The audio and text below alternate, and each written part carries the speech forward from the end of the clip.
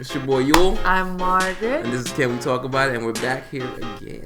And today we're going to talk about Killer Inside, the Aaron Hernandez documentary that they came out with on Netflix. Mm-hmm. Special guest joining us today. Oh, yeah. Special guest, Manuel. And he is our murder correspondent. Yeah. How you doing? So let's get started. What did you guys think of the documentary? Let's start with our guest. Okay. Because he's the expert. Well, honestly, as far as murderers go, I think Aaron Hernandez is sloppy.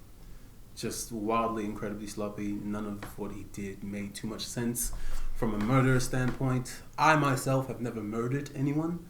Had I, however, I probably wouldn't have done any of the things he did. Okay. Okay. I also agree on the sloppy aspect. Yeah. There were so many things that came up in this documentary where I was just like, you could have hid that, bro. Like, things like this you would have murdered so much better. I mean, at least a little bit. I would have, like, hid the car that, like, I killed someone in like, my aunt's house or whoever. Yeah, it was like his cousin's house for, like, over a year. Yeah. He got caught mostly by his own security footage. Like, who does that? Like, those are things that were, like, that's just wild. But do you know, that's the case that he got off on, the one where he hit the car. That was when he did the, like, drive-by thing. So I guess that one was fine. I think that was only able to go through because he was literally driving with someone who was even shadier than he was. Right. Yes, if he wasn't driving with a gun dealer, like literally the world's shadiest criminal, that's a pretty smart move. Is it? To be with someone even shadier than you so that there's some, like, shadow of a doubt, you know? A little reasonable doubt to insert there into the trial. Just saying. But the second murder, or was it the third? Because I feel like there was another one they mentioned that he may have potentially can't even keep count. The murder that he was actually found guilty of in court. That one was definitely sloppy as fuck. Yeah. Does anyone think he didn't do it? Do we have any Aaron Hernandez defenders here? I think he did it. Yeah, I do too. Absolutely. Oh, that man did it. Yeah, okay, so just so we're all like, a lot of the information that they were presenting, I feel like I knew already, you know what I mean? Just off of, like, media and there were no, happening. like, real bombshells in my mind. Did you know the stuff about his sexuality when they were, like, talking about that a lot? Y'all don't remember when that, like, I did not care about Aaron Hernandez enough to dig that deep. I used to watch ESPN a lot. I don't know why. For the murder? Like, I think it was from working in bars. It would just be on TV. Okay, that's I've often picked my targets while they were sitting in bars, and I've had similar experiences. What do you mean your targets?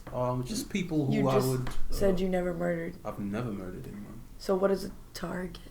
Just people who I find interesting. You don't find me interesting, right? Because I'm real boring. You're dumb. Thank God. You, Margaret, on the other No. I'm boring, boo. I'm boring. She's not. She's so interesting. Pretty boring. All right. Anyway, moving right along. Was there anything that you were like, oh, this is new. Like, this is whoa. Or was there something that you thought could have been fleshed out a little bit more in the documentary? Something you maybe wanted to know more about? I think they gave a lot of detail about him. They didn't really give a lot of detail about anyone else involved. Especially, like, let's say the victims. Like, they just were like, yeah, so that guy died. And back to Aaron Hernandez's mental health and, like, the things that, like, in his sexuality. I actually don't think they should have fleshed out anything about his sexuality that much. You don't think? I don't think it, like...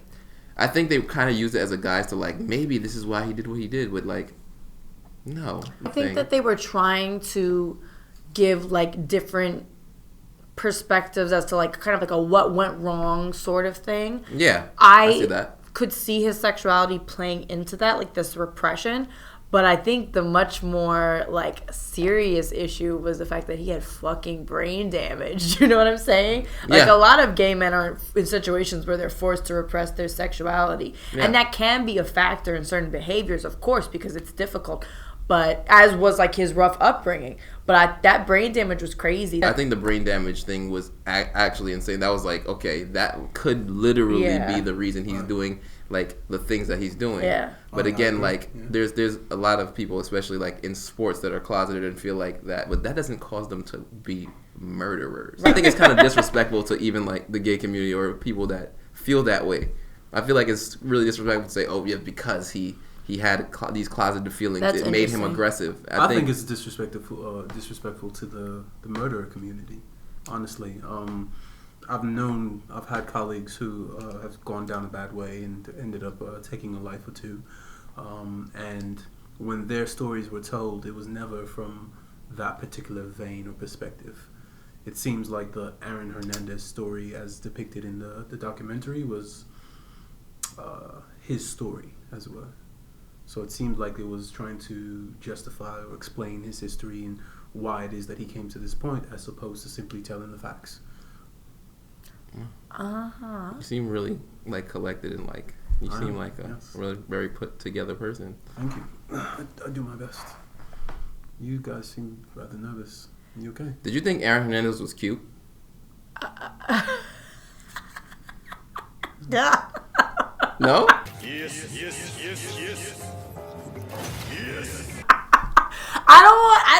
Don't like what do you like objectively like we've like put it like we cut out the murder and the like you mean just like on his own like as a physical being?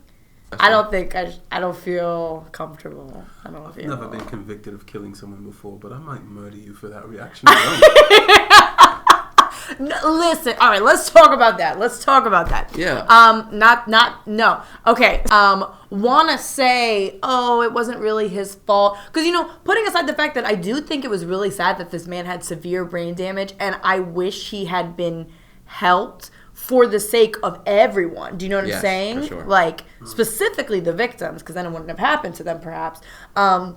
But I think people may be quick to try to find reasons to feel bad for Aaron Hernandez because people who are attractive are more sympathetic to society, I agree. I can agree as well. I've gotten myself out of a few jams just off the strength of my attractiveness. It's gotten me quite far, actually. Good job. Yeah. No blood on these hands. Okay. Yeah, so a lot of people did say that. Oh yeah, he's like, oh look, I don't know that one scene where they were driving by and somebody was like, oh my god, he's so handsome. Right, like, is that what we're talking about right now? Because he's being carted away for murder. Facts. Like, and the lawyer said that they wanted to put women on the jury. Yeah. Which they should have done. Can I tell y'all my favorite part of the whole documentary? Right. It was just a very small part.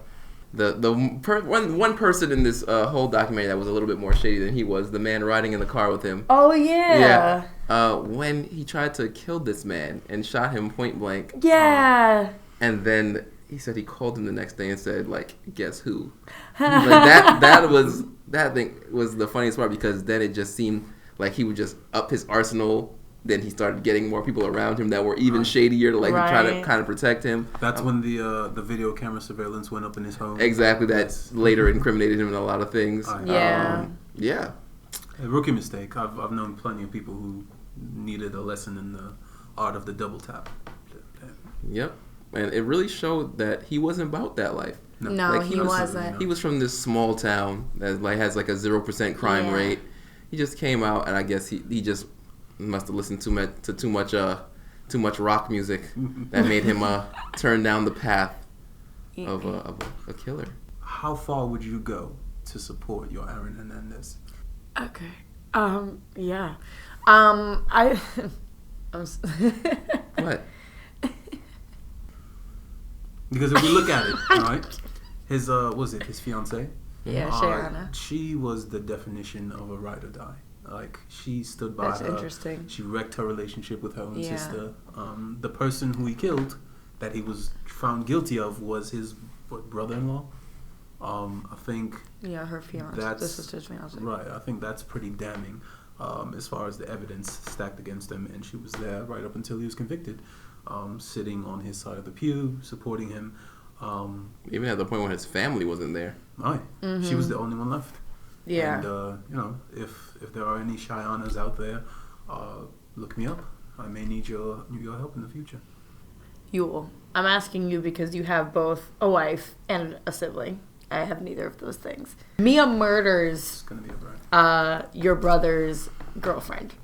This is the scenario. Mm-hmm. Whose side do you take? First off, I ain't no snitch. Let's start with that. Fantastic. And secondly, She probably deserved it. I don't know the situation. Damn. I know 2 people, my wife and my brother. What the heck got to do with me? I'm just saying. I think we'll be very good friends. Yeah. Thanks. For me, I'm like, I don't know. I don't have a sibling, so I don't really know what that relationship is like. Like, for sure, I'm not a ride or die, and I have never proclaimed to be in my life. And y'all know that. The more interesting thing to me was the aspect that, like, not that this is just her fiance, but it is the father of her child. So I also don't have a child, but I can imagine that when that comes into play, maybe it's a little more complicated. It's Do you know definitely what I mean? a lot more complicated because now that's like one half of your family. Like, exactly. And they had child. been together since they were in high school. So in a sense, that's her family. You know what I mean? Yeah. Like, it's not just like some 1 year relationship and you're just like, okay, this dude crazy, I can just get out of here. Like, you're in too deep. You have kids. Like, it doesn't matter. I felt for her.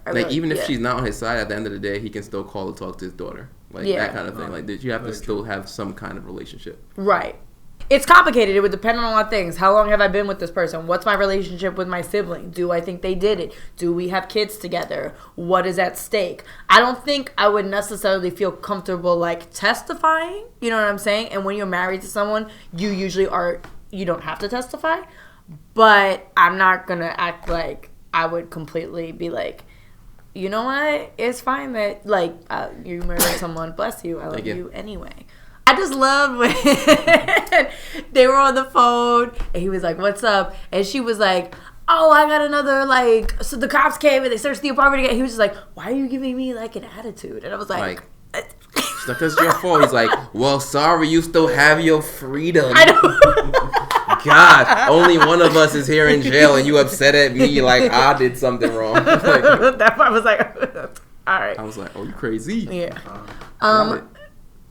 Manuel, if you were in that situation, what do you think?